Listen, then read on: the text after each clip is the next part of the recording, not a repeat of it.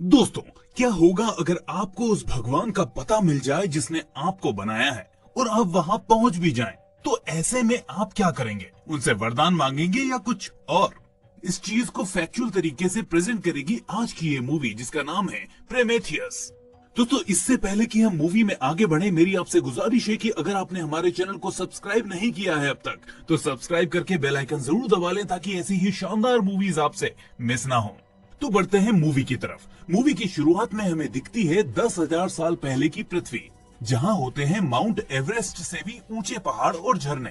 इसी बीच आसमान में एक बहुत ही बड़े आकार का स्पेसशिप दिखाई देता है, जो धीरे धीरे पृथ्वी की सतह की ओर बढ़ रहा होता है। तभी उसके सामने एक आदमी आता है, जो दिखने में बिल्कुल ह्यूमन जैसा होता है, लेकिन उसकी आंखें और शरीर के काफी हिस्से आज के ह्यूमन से काफी अलग होते हैं। यहाँ तक कि उसकी बॉडी का शेड भी थोड़ा ग्रे कलर का होता है। हम देखते हैं कि वो ह्यूमन जैसा दिखने वाला क्रिएचर अपने पास के मौजूद एक अजीब से पॉट में से कुछ लिक्विड जैसा पीता है, और उसके ऐसा करते ही वो स्पेसशिप वहाँ से ऊपर की तरफ वापस चला जाता है।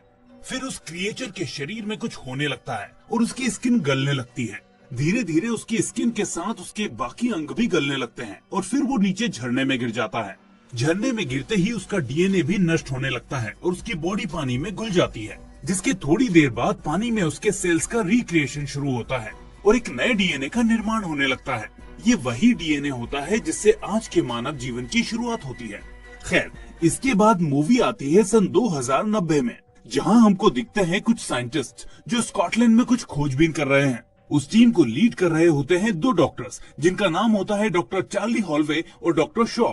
खोजबीन में डॉक्टर शॉ को 35,000 साल पुराना एक गुफा का चित्र मिलता है। उस चित्र में उनको एक कबीले का मुखिया दिखाई देता है, जो तारामंडल की तरफ इशारा करके उस वक्त के लोगों को कुछ बता रहा होता है। अब कहानी 4 साल आगे बढ़ती है, जहां हमें दिखता है कि पृथ्वी से करीब 300 लाख किलोमीटर की दूरी पर प्रोमेथियस नाम का एक शिप है, जिसमें होते हैं 17 क्रू मेंबर्स, जो एक डेस्टिनेशन की तरफ अप्रोच कर रहे हैं। दरअसल ये सभी लोग उसी तारामंडल के एक ग्रह पर जा रहे हैं जो गुफा के चित्र में दिखाया गया था। वहां पहुंचने पर उनको 28 महीने लगने वाले हैं, इसलिए वो स्लीपिंग चेम्बर्स में सो रहे होते हैं। इस सब के बीच शिप पर एक ह्यूमनॉइड रोबोट होता है, जो सभी चीजों की देखभाल कर रहा होता है, जिसका नाम डेविड है। उस ग्रह के पास पहुंचने के बाद सभी मेंबर्स एक एक करके अपने चेम्बर से बाहर आने लगते हैं। अब शिप में मौजूद सभी लोग उस ग्रह के बारे में जानकारी जुटाने लगते हैं और उन्हें पता चलता है कि इस ग्रह पर तो अब जीवन है ही नहीं। लेकिन तभी एक मेंबर को उस ग्रह पर एक सीधा माउंटेन दिखता है। वो कहता है कि कोई भी माउंटेन नेचुरली एकदम सीधा नहीं बनता,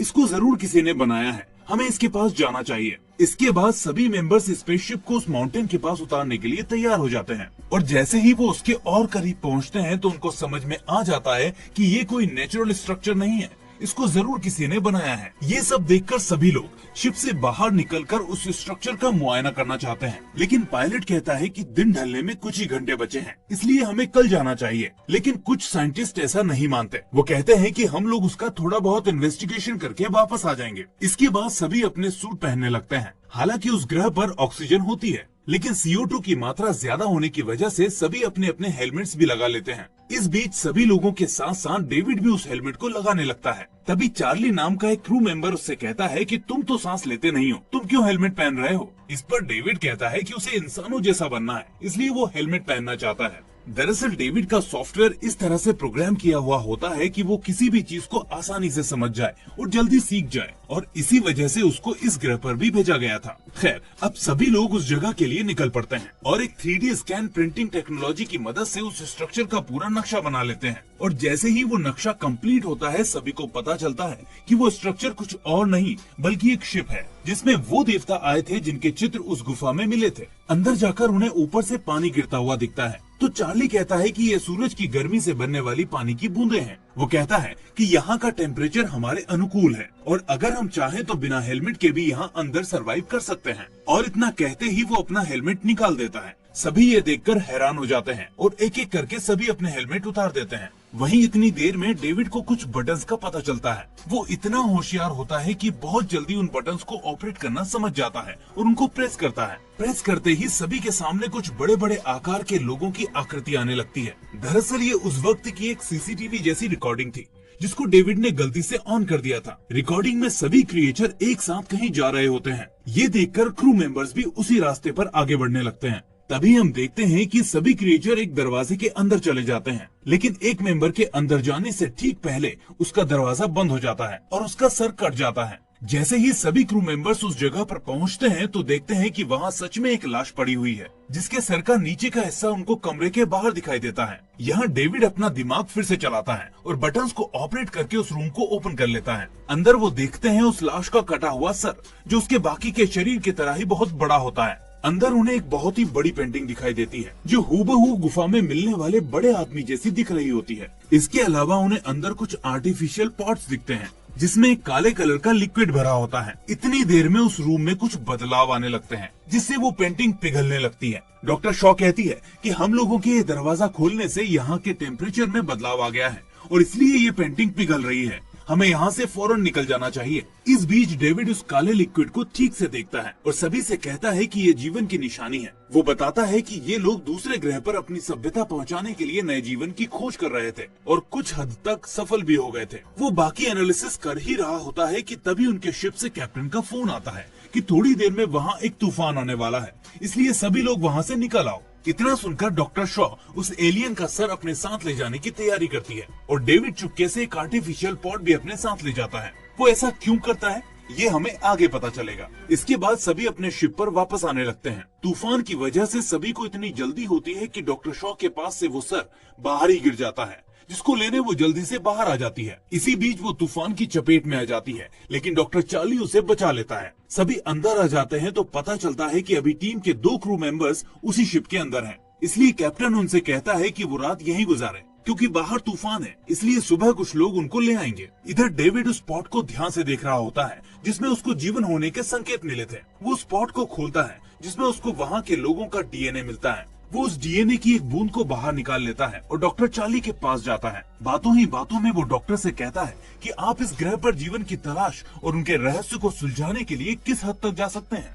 डॉक्टर बिना किसी संकोच के जवाब देता है, किसी भी हद तक। ऐसा सुनकर डेविड उस डीएनए की बूंद को चुपके से एक ड्रिंक में मिला देता है और डॉक्टर को दे देता है, जिसे डॉक्टर पी लेता है। दरअसल डेविड ये जानने के लिए उत्सुक होता है कि आखिर उस डीएनए का मानव शरीर पर क्या असर पड़ेगा और ऐसा वो क्यों कर रहा है, ये हमें आगे पता चल जाएगा। उधर डॉक्टर शॉ उस सर पर रिसर्च कर रही होती है, जहाँ उन्हें पता चलता है कि वो जिसको सर समझ रहे हैं वो असल में एक हेलमेट है, जिसको हटाने के बाद वो उस सर को देखते हैं। तभी अपनी टीम के साथ मिलकर वो उस सर में न्यूरोलॉजिकल करंट के थ्रू जान डालने की कोशिश करती है, जिसके बाद उसमें थोड़ा मूवमेंट होने लगता है, लेकिन वो सर इस रिएक्शन को झेल नहीं पाता और फट जाता है। इसके बाद डॉक्टर शॉ उस डीएनए का सैंपल लेती है और ह्यूमन डीएनए से मैच करती है और यहाँ सभी के होश उड़ जाते हैं, क्योंकि दोनों के सैंपल्स 100% मैच हो जाते हैं। इसका मतलब अभी तक लोग अपने जिस भगवान को ढूंढ रहे थे, जिसने मानव को बनाया था, वो उन्हें मिल चुका था। इस बीच वो उसकी लाश के कार्बन प्रिंट से उस वक्त का पता लगाते हैं जब इस क्रिएचर की मौत हुई थी। तो उनको पता चलता है कि इसकी मौत करीब 2000 साल पहले हुई है और यही हमारे पूर्वज थे, जिन्होंने अपने डीएनए को पृथ्वी पर सर्कुलेट किया, जिससे ह्यूमन सेल्स का जन्म हुआ। उधर जो क्रू मेंबर्स उस स्पेसशिप में रह गए थे, उनको उस स्पॉट वाले कमरे में एक अजीब सा जीव दिखता है। वो सोचते हैं कि ये खतरनाक नहीं होगा, इसलिए वो उसके पास चले जाते हैं, लेकिन वो जीव उन दोनों को एक एक करके मार देता है। दरअसल उस जीव का जन्म इसी लिक्विड से हुआ था, जिसमें इन सभी लोगों के आने के बाद केमिकल रिएक्शन शुरू हो गया था। उधर दूसरी तरफ डॉक्टर चार्ली को डेविड की बात याद आ रही होती है, जो उनसे कह रहा था कि आप जीवन के रहस्यों से पर्दा उठाने के लिए किस हद तक जा सकते हो। इसी बीच वो मन ही मन सोचता है कि क्या होगा अगर वो अपने बच्चों को इस प्लेनेट पर जन्म दे और उसे यहाँ के एनवायरनमेंट के हिसाब से बड़ा करे। ये सभी बातें वो अपनी बीबी डॉक्टर शॉ से शेयर करता है, लेकिन यहाँ हमें पता चलता है कि डॉक्टर शॉ में जन्म से ही एक बीमारी होती है, जिसकी वजह से वो कभी माँ नहीं बन पाएगी। लेकिन इसी बीच वो दोनों इस बारे में बात करते करते एक दूसरे के करीब आ जाते हैं। अब दूसरे दिन सभी मेंबर्स उस शिप पर वापस आ जाते हैं, क्योंकि उनको रात से ही उन दोनों मेंबर्स का कोई रिप्लाई नहीं मिल रहा था जो उस शिप पर रह गए थे। शिप पर जाते ही उनको दोनों की लाश मिलती है, जिसको देखकर सभी का दिमाग खराब हो जाता है। वो समझ नहीं पाते कि आखिर इस तरह किसने इनको मारा है। वहीं डेविड सोचता है कि जब हमने इस शिप का 3D मैप बनाया था, वो एक पॉइंट पर जाकर अपने आप रुक जाता था, इसलिए वो अकेले उस पॉइंट की तरफ निकल पड़ता है। लास्ट में उसको एक हॉल का गेट दिखता है जिसको वो अपने दिमाग की मदद से खोल लेता है। अब अंदर उसे जो दिखता है उससे उसके होश उड़ जाते हैं। उसे यहाँ काफी बड़े बड़े स्लीपिंग चेम्बर्स दिखाई देते हैं। वहीं उसे कुछ और बटन्स दिखाई देते हैं जिनको वो ऑपरेट करने लगता है। ऐसा करते ही वहाँ फिर से एक रिकॉर्डिंग शुरू हो जाती है जिसमें उसे पता चलता है कि बरसों पहले इन एलियंस ने या कहें इंसानों के निर्माताओं ने एक और जीवन के लिए नए सेल का आविष्कार किया था और उसको इस्तेमाल करने के लिए वो पृथ्वी पर ही जाने वाले थे। इतनी देर में वो एक्सरे रिकॉर्डिंग बंद हो जाती है और इसी बीच डेविड को पता चलता है कि उस हॉल में एक स्लीपिंग चेम्बर के अंदर एक एलियन अभी भी जिंदा है जो सो रहा है। उधर सभी क्रू मेंबर्स के बीच डॉक्टर चार्ली की तबीयत बिगड़ने लगती है। डॉक्टर शॉ देखती है कि उसकी हालत सीरियस है, इसलिए वो कैप्टन से शिप का पीछे का दरवाजा खोलने को कहती है ताकि डॉक्टर चार्ली को जल्दी से जल्दी वापस शिप पर ले जाया जा सके। और जैसे ही वो लोग शिप के अंदर जाने वाले होते हैं, उस शिप की लीडर सभी से कहती है कि वो चार्ली को अंदर नहीं आने देगी क्योंकि वो इन्फेक्टेड है और इससे सभी लोगों को खतरा हो सकता है। डॉक्टर शॉ ऐसा सुनकर भड़क जाती है। वो अपने पति को इस तरह तड़पता हुआ नहीं देख सकती थी, इसलिए वो उससे बहस करने लगती है। लेकिन इस बीच चार्ली खुद ही लीडर से उसको खत्म करने का बोलता है क्योंकि वो समझ जाता है कि उसका बचना अब मुमकिन नहीं है। इसके बाद लीडर चार्ली को जिंदा ही जला देती है, जिसको देखकर डॉक्टर शॉ बेहोश हो जाती है। होश में आने पर वो देखती है कि उसके सामने डेविड खड़ा हुआ है। वो उसके शरीर को चेक कर रहा है। डेविड उसको कहता है कि आपको आराम की जरूरत है क्योंकि आप माँ बनने वाली हो और आपके पेट में 3 महीने का गर्भ है। ये सुनकर डॉक्टर शॉ हैरान रह जाती है क्योंकि ना तो वो माँ बन सकती थी और ना ही 3 महीने पहले प्रेग्नेंट हुई थी। तभी उसे याद आता है कि वो कल रात ही चार्ली के साथ इंटीमेट हुई थी और हो सकता है चार्ली को जो इन्फेक्शन था उसकी वजह से ही ऐसा कुछ हुआ हो। वो फौरन डेविड को बोलती है कि क्या तुम गर्भ को मेरे पेट से निकालने के लिए ऑपरेशन कर सकते हो, तो डेविड उससे मना कर देता है। वो कहता है कि शिप पर ऐसा कुछ भी मौजूद नहीं है जिससे आपका ऑपरेशन हो सके, इसलिए हम आपको स्लीपिंग चैम्बर में रख देंगे। पृथ्वी पर लौटने के बाद आपकी देखभाल की जाएगी, आप परेशान ना हो। डॉक्टर शॉ से कहती है कि मुझे इस बच्चे को देखना है, जिस पर डेविड उनसे मना कर देता है और एक इंजेक्शन दे देता है जिससे डॉक्टर शॉ बेहोश हो जाती है। दरअसल डेविड इलाज के दौरान ये पता कर चुका होता है कि जो बच्चा डॉक्टर शॉ के पेट में है वो उसी डीएनए की वजह से है जो चार्ली को दिया गया था। इसके बाद 2 लोग मिलकर डॉक्टर शॉ को स्लीपिंग चेम्बर में ले जाने की तैयारी करते हैं, लेकिन तभी वो उठकर दोनों से लड़ने लगती है। इसी बीच वो वहाँ से भागकर एक ऐसे रूम में पहुँचती है जहाँ बेहद एडवांस टेक वाली ऑपरेशन मशीन होती है। डॉक्टर शॉ उस मशीन को अपने ऑपरेशन के लिए तैयार करती है और रोबोट की मदद से वो मशीन पूरा ऑपरेशन कर देती है। ऑपरेशन में उनके पेट से एक अजीब सा जीव निकलता है जिसको वो उसी रूम में बंद करके वहाँ से भाग जाती है। भागकर जब वो वापस क्रू मेंबर्स के केबिन में आती है तो देखती है कि वहाँ सभी के बीच एक बूढ़ा आदमी बैठा है, जिसको देखकर वो हैरान रह जाती है। दरअसल ये बूढ़ा आदमी वही इंसान था जिसने इस पूरे प्रोजेक्ट को खड़ा किया था। जब सभी साइंटिस्ट को गुफा के चित्र मिले थे तो डॉक्टर शॉ ने कहा था कि अगर हम अपने निर्माता के पास पहुँच गए तो हम जीवन के काफी रहस्यों को सुलझा लेंगे और अपनी जिंदगी को अपने हिसाब से जी पाएंगे, यानी कि अमर हो जाएंगे। इस बात को ध्यान में रखते हुए इस बूढ़े इंसान ने पैसे लगाए और ये प्रोजेक्ट शुरू हुआ, लेकिन इसने अपनी असली इंटेंशन सभी से छुपा रखी थी। इसका मकसद था अपने निर्माताओं को ढूंढकर उनसे अमर होने का रहस्य समझना और फिर खुद अपने बुढ़ापे से आजादी दिलाना। और तभी हमें पता चलता है कि इस शिप की जो कैप्टन है वो कोई और नहीं बल्कि उसी बूढ़े आदमी की बेटी है। खैर, आगे डॉक्टर शॉ सभी से कहती है कि यहाँ कुछ नहीं हो सकता क्योंकि यहाँ कोई भी क्रिएटर जिंदा नहीं है। तो डेविड कहता है कि हमारा एक पूर्वज अभी भी जिंदा है, वो स्लीपिंग चैम्बर में है, हम उससे जाकर बात कर सकते हैं। इसके बाद शिप का पायलट अकेले में डॉक्टर शॉ से बात करता है। वो कहता है कि ये ग्रह हमारे निर्माताओं का ग्रह नहीं है, वरना हमें भी क्रिएटर मिलना चाहिए थे। ये इनके हथियारों का अड्डा है जहाँ ये जीवन को बनाते थे और फिर दूसरे ग्रहों पर जाकर जीवन शुरू करते थे। अब देखकर लगता है कि इनसे कोई गलती हो गई और इन्होंने एक ऐसा जीव बना दिया जिसने इन्हीं लोगों को खत्म कर दिया और यही वजह थी कि ये पृथ्वी पर नहीं आ पाए। डॉक्टर शॉ पायलट की बातों को ध्यान से सुनती है, लेकिन सभी के आगे उसकी नहीं चलती, इसलिए वो सभी के साथ उस स्लीपिंग चैम्बर तक जाने का फैसला करती है। उधर पायलट उस पूरी जगह का 3D स्कैन कंप्लीट कर लेता है और फिर कंफर्म हो जाता है कि ना तो वो कोई नेचुरल स्ट्रक्चर है और ना ही पिरामिड, वो एक स्पेसशिप है जिसे ये एलियंस एक ग्रह से दूसरे ग्रह जाने में इस्तेमाल करते थे। खैर, अब सभी लोग उस शिप के स्लीपिंग चैम्बर में पहुंचते हैं जहां वो एलियन डीप स्लीप में था। डेविड सभी को बताता है कि ये लोग यहाँ से कहीं जाने की तैयारी कर रहे थे और तभी ऐसा कुछ हुआ कि ये यही रह गए और यही वजह थी कि एक एलियन तब तक स्लीपिंग चैम्बर में जा चुका था, इसलिए वो बच गया। डॉक्टर शॉ से पूछती है कि आखिर ये लोग जा कहाँ रहे थे, तो इस पर डेविड बताता है कि ये पृथ्वी पर ही जा रहे थे ताकि मानव सभ्यता को खत्म करके एडवांस जीव की शुरुआत कर सकें, जैसे इन्होंने पिछली बार किया और ह्यूमंस का विकास हुआ। अब सारी बातें खत्म होने के बाद वक्त आता है उस एलियन को जगाने का। एलियन जागने के बाद सभी को वहाँ देखकर हैरान हो जाता है। डेविड उससे बातें करने लगता है क्योंकि वो वहाँ रहकर उनकी भाषाओं का ज्ञान भी ले चुका था। उस एलियन को ये देखकर बहुत खुशी होती है कि उसके बनाए मानव ने इतनी तरक्की कर ली कि वो उसको ढूंढते हुए वहाँ तक आ गए।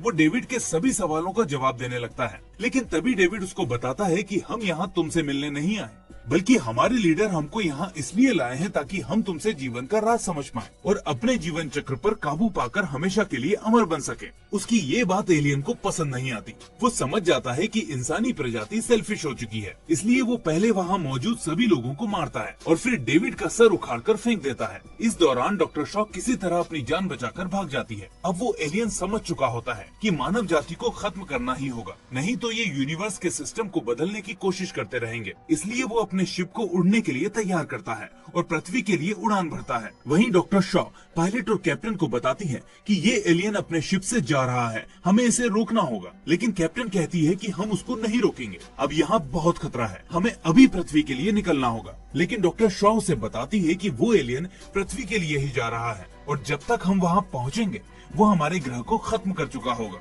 इस पर पायलट अपना दिमाग लगाता है। वो कहता है कि हमारा शिप सिर्फ उड़ने के लिए बना है, इसमें कोई हथियार नहीं है। इसलिए आखिर में पायलट एक बहुत ही बड़ा फैसला लेता है, वो अपने शिप को ही हथियार बना लेता है। इसका मतलब वो अपने शिप को उड़ाता है और सीधा एलियन के शिप से जाकर टकरा जाता है, जिससे एक बहुत ही बड़ा विस्फोट होता है और दोनों शिप क्रैश हो जाते हैं। अब डॉक्टर शॉ उस ग्रह पर अकेली रह जाती है। उनके सारे साथी मारे जा चुके थे और अब शिप ना होने की वजह से वो वापस पृथ्वी पर नहीं जा सकती थी। इसलिए सर्वाइवल के लिए वो अपने शिप में जाती है, जहाँ वो देखती है कि जिस जीव को उसके पेट से निकाला गया था वो अब काफी बड़ा हो गया है। वो उसको दरवाजे से देख ही रही होती है कि तभी उसे डेविड की आवाज सुनाई देती है। वो कहता है कि वो एलियन अभी भी जिंदा है और तुमको मारने के लिए आ रहा है, तुम यहाँ से भाग जाओ। लेकिन इतनी देर में एलियन डॉक्टर शॉ के पास पहुंचकर उसे मारने वाला होता ही है कि तभी डॉक्टर उस दरवाजे को खोल देती है जिसमें वो जीव था। वो जीव फौरन उस एलियन को पकड़ लेता है और डॉक्टर शॉ अपनी जान बचाकर वहाँ से भाग जाती है। लेकिन वो बेहद निराश होती है क्योंकि वो समझ चुकी थी कि अब कुछ नहीं हो सकता। लेकिन तभी डेविड उससे बात करता है और कहता है कि मुझे ठीक होने में तुम्हारी मदद चाहिए। पहले तो डॉक्टर शॉ उससे मना कर देती है, लेकिन डेविड कहता है कि मुझे पता है कि हम वापस पृथ्वी पर कैसे जा सकते हैं, इसलिए आप मेरी मदद करो और मैं आपकी मदद करूंगा। डॉक्टर शॉ उससे कहती है कि मुझे पृथ्वी पर वापस नहीं जाना, बल्कि मुझे इस एलियन के ग्रह पर जाना है ताकि मैं पता कर सकूं कि आखिर ये हमें बनाने के बाद मारना क्यों चाहता है। डेविड इसके लिए तैयार हो जाता है और डॉक्टर शॉ उसको ठीक करती है। फिर वो दोनों उसी एलियन के दूसरे शिप को ठीक करके उस एलियन के ग्रह की ओर निकल पड़ते हैं। दूसरी तरफ हम देखते हैं कि उस एलियन के मरने के बाद उसके पेट से एक नए जीव का जन्म होता है और यही होता है मूवी का द एंड। दोस्तों, इस मूवी के और भी पार्ट्स हैं जिनको देखने के लिए आप हमारे चैनल को सब्सक्राइब करके नोटिफिकेशन बेल को भी दबा सकते हैं ताकि आप इस पूरी सीरीज को ठीक से समझ सकें। साथ ही इस वीडियो को लाइक और अपने दोस्तों के साथ शेयर जरूर करें। आपको क्या लगता है कि आखिर वो एलियन ह्यूमंस को क्यों मारना चाहते थे? कमेंट में हमें जरूर बताएं। अब मैं मिलूंगा आपसे अगली ऐसी ही शानदार मूवी के साथ। Till then take care and thanks for watching.